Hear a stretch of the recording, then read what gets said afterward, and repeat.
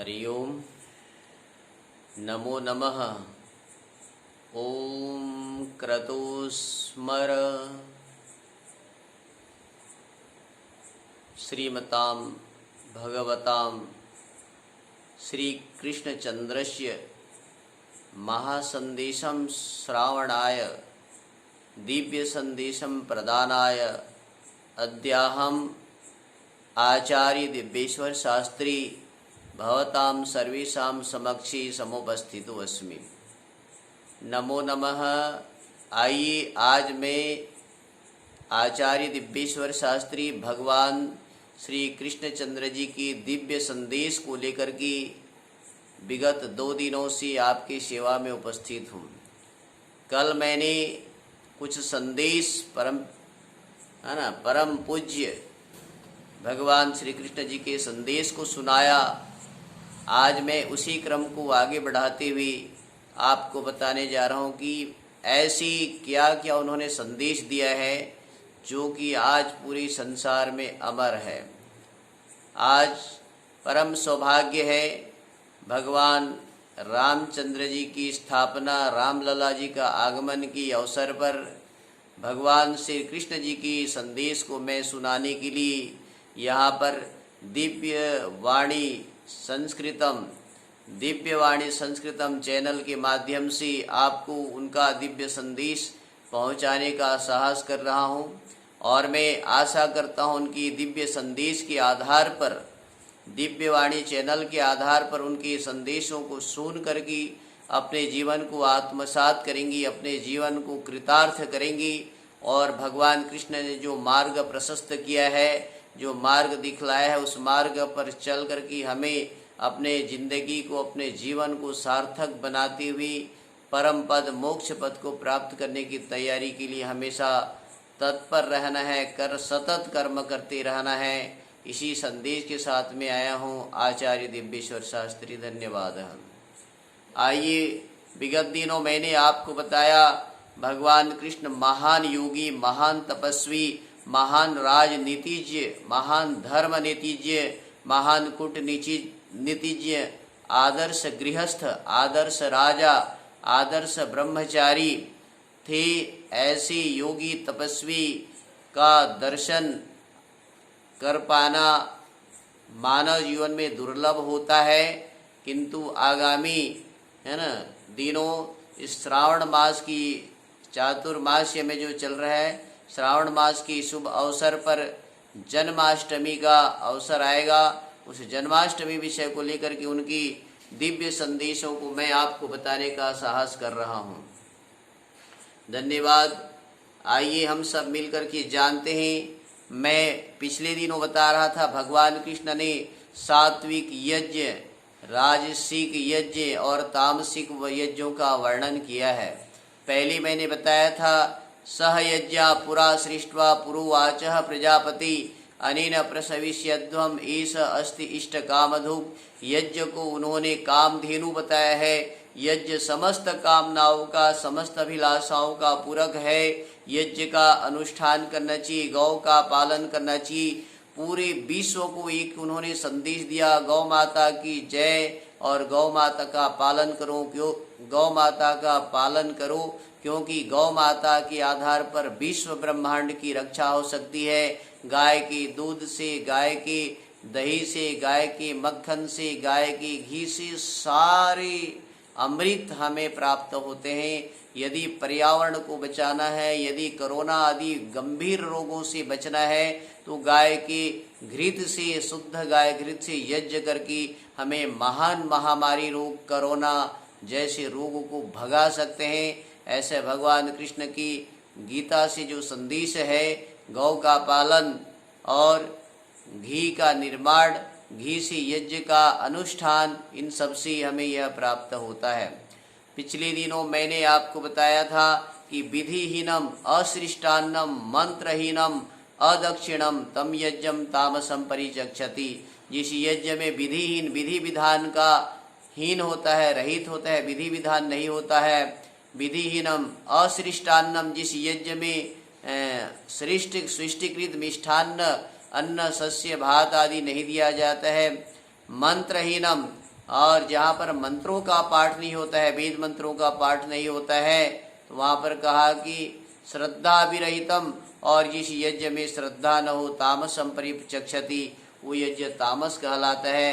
तो हमें तामस यज्ञ नहीं करना चाहिए, ऐसा भगवान कृष्ण जो है ना स्पष्ट उन्होंने गीता के श्लोक में जो है ना वर्णन किया है। और मैं आपको बता दूं, है ना, अफलाकांक्षित, अफला बिना फल की कामना करती हुई, है ना, यज्ञों विधि दृष्टो यज्ञति, बिना फल की, बिना कामना की, बिना इच्छा की, विधि पूर्वक, है ना, विधि युक्त, असृष्टान्न जो कहे सृष्टिकृत आदि से युक्त होकर के यष्टव्य में वेति मनः समाधाय, है ना, और दक्षिणा पूर्वक श्रद्धा पूर्वक जो यज्ञ को किया जाता है, वो यज्ञ को जो है ना सात्विक यज्ञ कहा गया है। इस सात्विक यज्ञ में हमें भाग लेना चाहिए। और मैं आपको बता दूं कि अभिसंधायतु फलम दंभार्थम, फल की इच्छा से, लाभों की इच्छा से और घमंड में जो यज्ञ करते हैं, है ना, स यज्ञ तामसम, वो यज्ञ जो है राजसम, राजसिक कहलाता है। तो सात्विक यज्ञ मैंने बताया कि बिना फल की, है ना, बिना फल की कामना करती हुई, बिना फल की कामना से और विधि पूर्वक स्विष्टकृत आहुति देते हुए, मिष्ठान्न देती हुई, मंत्र से युक्त, दक्षिणा से युक्त, श्रद्धा से युक्त मन को लगा करके जो यज्ञ किया जाता है, भगवान कृष्ण ने कहा वो यज्ञ जो है ना सात्विक यज्ञ कहलाता है। किंतु विधिहीनम, विधि से रहित, विधिहीन जो करते हैं, मंत्र का पाठ नहीं करते हैं, मंत्रहीनम, अदक्षिणम, दक्षिणा नहीं देते हैं, असृष्टान्नम, मिष्ठान्न अन्न आदि दान दक्षिणा स्विष्टकृत नहीं देते हैं, श्रद्धा विरहितम, जिस यज्ञ में श्रद्धा निष्ठा भक्ति नहीं होती है, वो यज्ञम तामसम परिचक्षति, तामस कहलाता है। और राजसिक यज्ञ की परिभाषा उन्होंने बताया जो दंभ पूर्वक, घमंड पूर्वक और इच्छा से, फल से युक्त होकर के जो यज्ञ करते हैं कि मैं जो इस यज्ञ कर रहा हूँ इसका बहुत बड़ा लाभ मिलेगा और मेरी जैसा कोई ऐसा यज्ञ नहीं कर सकता, ऐसे घमंड से जो करते हैं वो जो है ना राजसिक यज्ञ हो जाता है। तो आइए मैं भगवान कृष्ण का दिव्य संदेश आपको सुनाने जा रहा हूँ। उन्होंने एक बात और कहा है, गीता श्लोक को पढ़िए चतुर्थ अध्याय में, है ना, चतुर्थ अध्याय में उन्होंने स्पष्ट लिखा हुआ है, यदि आप जो है ना किसी विषय को ध्यान करते हैं, ध्यायतु विषयान पुंसः संगस्तेषु उपजायति, जो व्यक्ति विषयों का ध्यान करता है उसके साथ उसकी संगति हो जाती है। संगात संजायति कामः, और जिस चीज़ में हमारी आसक्ति बढ़ जाती है, संगति बढ़ जाती है, अभिलाषा बढ़ जाती है, तो उसके प्रति हमें काम उत्पन्न हो जाता। संगात संजायति कामः, कामात् क्रोधो भी जायति, और वो कामनाओं की पूर्ति नहीं होती है तो क्रोध की उत्पत्ति होती है, क्रोध उत्पन्न हो जाता है। क्रोध उत्पन्न होने से महान नाश होता है। उन्होंने स्पष्ट गीता श्लोक में कहा है, क्रोधात् भवति सन्मोहः, क्रोध से जो है ना सम्मोह उत्पन्न हो जाता है। सन्मोहात् स्मृति विभ्रमः, सन्मोह उत्पन्न होती, व्यक्ति का स्मरण शक्ति जो है नष्ट हो जाता है। स्मृति विभ्रम, स्मृति भ्रंशात बुद्धिनाशु, और स्मरण शक्ति की नष्ट हो जाने से बुद्धि का नाश हो जाता है। बुद्धि नाशात प्रणश्यति, बुद्धि के नाश हो जाने से व्यक्ति नाश को प्राप्त हो जाता है, ऐसा भगवान कृष्ण ने कहा है। ये भगवान कृष्ण का दिव्य संदेश है। हमें किसी के प्रति अत्यधिक आसक्ति नहीं होना चाहिए। अत्यधिक आसक्ति हो जाने से उसके प्रति संगति, उसमें कामनाएं, उसको प्राप्त करने की इच्छा हो जाती है, और जो इच्छा पूर्ण न होने पर क्रोध उत्पन्न हो जाता है। क्रोध उत्पन्न हो जाने से सम्मोह उत्पन्न हो जाता है। सम्मोह उत्पन्न हो जाने से स्मरण शक्ति का नाश हो जाता है। स्मरण शक्ति का नाश हो जाने से बुद्धि का नाश हो जाता है। बुद्धि का नाश हो जाने से व्यक्ति जो है विनश्यति, नष्टता को प्राप्त हो जाता है। ऐसा भगवान कृष्ण का दिव्य संदेश है। हमें अत्यधिक क्रोध नहीं करना चाहिए, हमें अत्यधिक काम वासना से ग्रसित नहीं होना चाहिए, हमें अत्यधिक लोभों में ग्रसित नहीं होना चाहिए। ऐसा दिव्य संदेश महान योगी, महान तपस्वी, महान तत्ववेता भगवान श्री कृष्ण का संदेश है। इस जन्माष्टमी के अवसर पर, श्रावण मास के अवसर पर, है ना, संस्कृत सप्ताह के अवसर पर यह संदेश दिया जा रहा है। ये भगवान कृष्ण जी का जो गीता नामक पुस्तक है, जो संदेश है, उन्होंने संस्कृत भाषा में लिखा है। पूरा विश्व ब्रह्मांड संस्कृत भाषा को मानता है, भगवान कृष्ण के संदेश को मानते हैं, भगवान कृष्ण को और भगवान राम को मानते हैं। इसलिए संस्कृत के छात्र छात्राओं को, संस्कृत प्रेमियों को, संस्कृत अध्यापकों को, भारत के नर नारियों को इसके बारे में भगवान कृष्ण को जानना बहुत जरूरी है, बहुत आवश्यक है। बंधुओं, आप देख रहे हैं भगवान कृष्ण जो है पीत वस्त्र धारण किए हैं। पीला कपड़ा सात्विकता का पहचान है, आरोग्यता का पहचान है, ब्रह्मचर्य का पहचान है, ब्रह्मचर्य पालन का पहचान है। आप उनकी मस्तक पर मयूर का पंख देख रहे हैं। मयूर पूर्ण रूप से ब्रह्मचारी होता है, कभी भी अपने ब्रह्मचर्य का, अपने बल का हनन नहीं करता है। बहुत ही सोच समझ करके वो अपना ब्रह्म का उपयोग करता है। ऐसी हमें भगवान कृष्ण की इस जो है ना वस्त्र चीन की गणवेश से हमें संदेश प्राप्त करना चाहिए कि हमें भी ब्रह्मचारी रहना है, तपस्वी बनना है, त्यागी बनना है, महान तत्ववेत्ता, महान दार्शनिक, महान बुद्धिमान, ऐसे भगवान कृष्ण की जीवनी से हमें संदेश लेना चाहिए। आप देख रहे हैं उनके एक हाथ में जो है ना बांसुरी होता है। बांसुरी जो है ना मीठा का संदेश देता है, मधुरता का संदेश देता है। माध्वीर्नः संतु सधी, हमारे देश की सभी अन्य सस्य औषधियां सभी जो है मधुरता से युक्त हों, ऐसी भगवान कृष्ण के ये जो है ना गीता में जो है संदेश दिया गया है ना। वो बांसुरी वादन के आधार पर वो पूरी समाज को हमें यह संदेश देते हैं कि हे दुनिया के लोगों, जीवन में यदि महान बनना है, जीवन में यदि एकता और अखंडता और संगति के संगठन के साथ जीना है, तो मधुरता का आश्रय लो। ये भगवान श्री कृष्ण जी की जो बांसुरी वादन में यह हमें संदेश प्राप्त होता है। और एक बात में और पुनः आपको बताने जा रहा हूँ, भगवान कृष्ण ने स्पष्ट कहा है ना, जहाँ अर्जुन ने प्रश्न पूछा कि है ना स्थिर बुद्धि का क्या लक्षण है ना, स्थित प्रज्ञस्य का भाषा, स्थिर बुद्धि का लक्षण क्या है? स्थित प्रज्ञस्य का भाषा समाधिस्थस्य कीशवः स्थितद्धि किम प्रभासीत किमासीत ब्रजीत किम। उन्होंने कहा है ना, अर्जुन ने जब भगवान कृष्ण को प्रश्न पूछा कि हे भगवान, स्थिर बुद्धि वाले का लक्षण क्या है? स्थिर बुद्धि रहता कैसे है?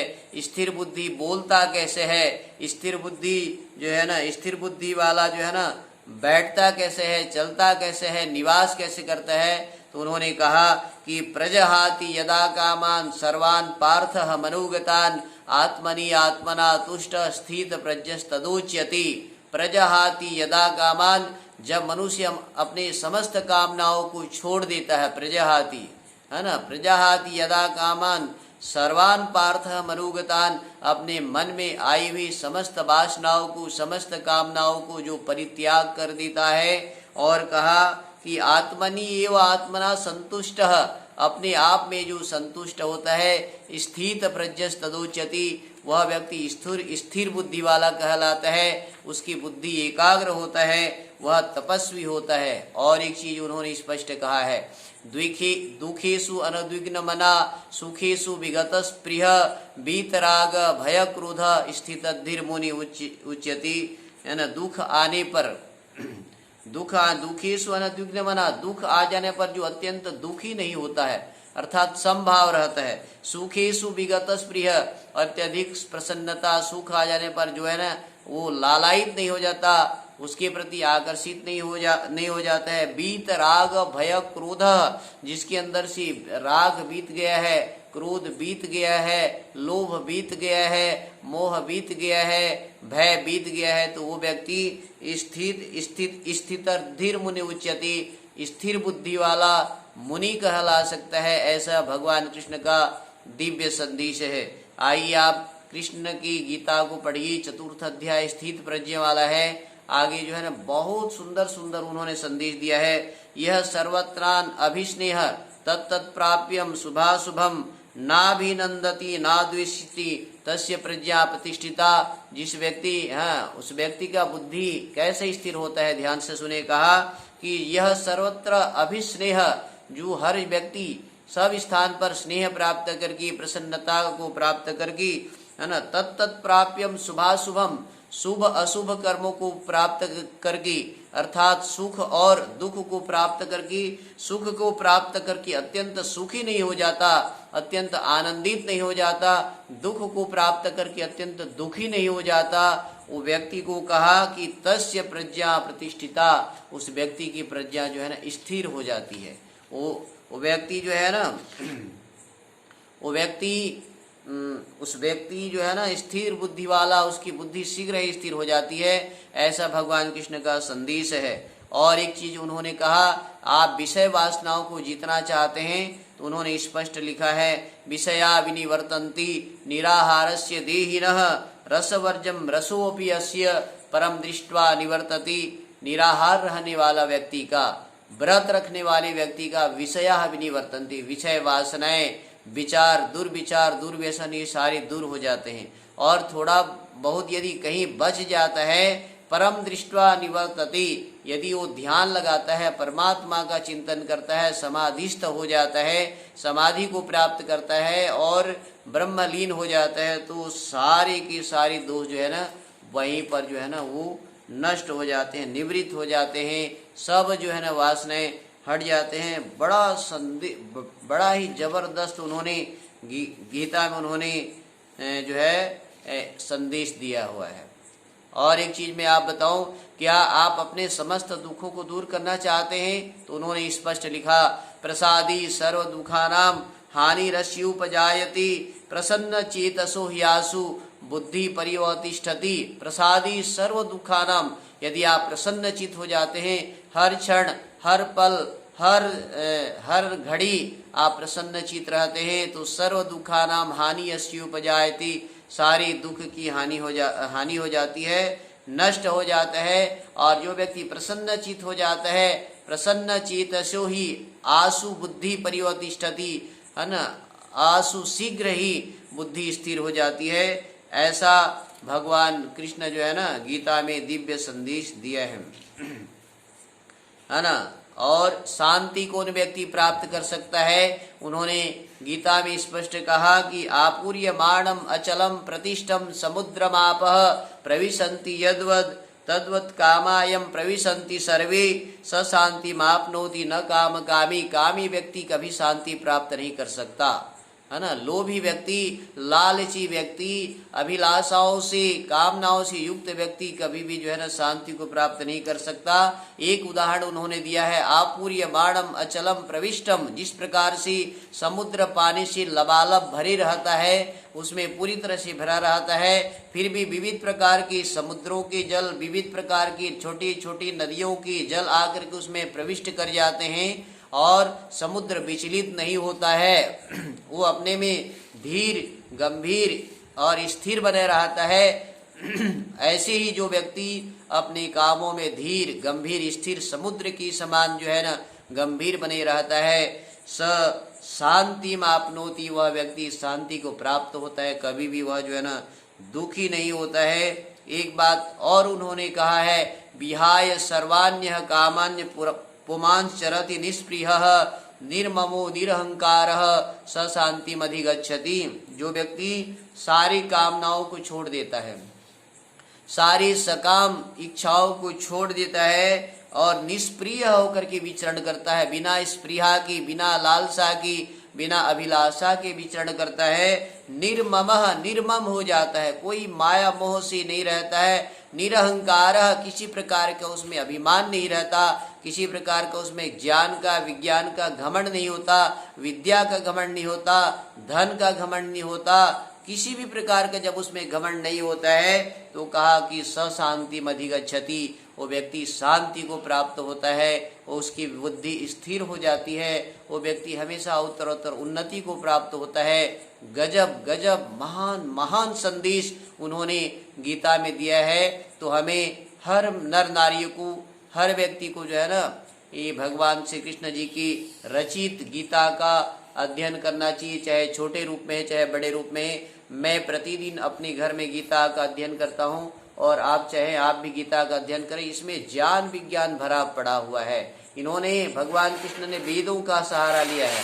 उन्होंने कहा कर्मण्येवाधिकारस्ति मा फलेषु कदाचन, आप सतत कर्म करते रहो, फल की आशा मत करो, आपको फल मिलना ही मिलना है, ऐसा जो है ना भगवान कृष्ण ने कहा है। तो भगवान कृष्ण का विविध प्रकार के संदेश है। आप जो है ना जीवन में महान बनना चाहते हैं, जीवन में बुद्धि प्राप्त करना चाहते हैं, तो देखो क्या कहा, श्रद्धावान लभति ज्ञानम तत्पर संयतीन्द्रिय, है ना। श्रद्धावान लभति ज्ञानम, यदि आप ज्ञान विज्ञान प्राप्त करना चाहते हैं, श्रेष्ठ बुद्धि प्राप्त करना चाहते हैं, श्रेष्ठ ज्ञान प्राप्त करना चाहते हैं, कहा कि श्रद्धावान बनिए, श्रद्धालु बनिए, है ना। श्रद्धावान लभति ज्ञानम, और कहा तत्परः, हमेशा हर काम करने में तत्पर रहना चाहिए, हमेशा लगनशील होना चाहिए, हमेशा जो है ना आलस्य प्रमाद को त्याग करके उग्र रहना चाहिए, उग्रता रहना चाहिए, हमेशा कार्य करने में सक्रियता होना चाहिए। कहा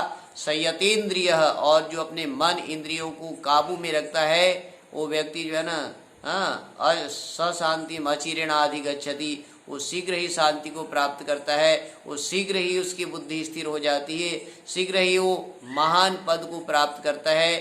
तो ये भगवान कृष्ण की दिव्य संदेश, महानायक का महासंदेश की द्वितीय भाग दिव्यवाणी संस्कृतम चैनल के माध्यम से आप सुन रहे हैं। और मैं आशा करता हूँ दिव्यवाणी संस्कृतम चैनल को आप जो है लाइक कीजिए, सब्सक्राइब कीजिए, अधिक से अधिक लोगों में इसको संप्रेषित कीजिए, भगवान कृष्ण की वाणी को सुनाइए। उन्होंने कहा, स्पष्ट रूप में कहा है ना, है ना, चंचलम ही मनः कृष्ण प्रमाथि बलवत दृढ़म, है ना।